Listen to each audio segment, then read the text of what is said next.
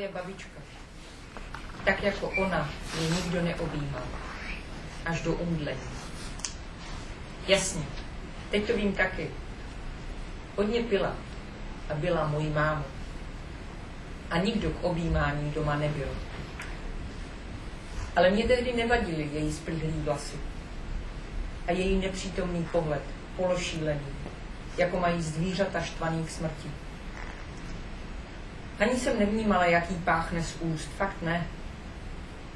Když jsme spolu tančili na starý valčíky z otřápaného gramofonu a říkala mi, jsi opravdická dáma. Bila je to moja baka. Nikome kao ona nije grlio da sam gubila dah. Naravno danas to znam. Dosta je pila i tukla moju mamu. Nije bilo nikog u kući da zagrli. Međutim, meni tada nije smetala njena vohava kosa i njen odsudan, polusumanov pogled, kakav imaju životinje preplašene na smrt. Čak nisam osjećala kako je bazdi iz ustiju, stvarno nisam. Kada smo zajedno plesale u ritmu starih valcera sa škipećeg gramofona, govorila mi je prava si dama.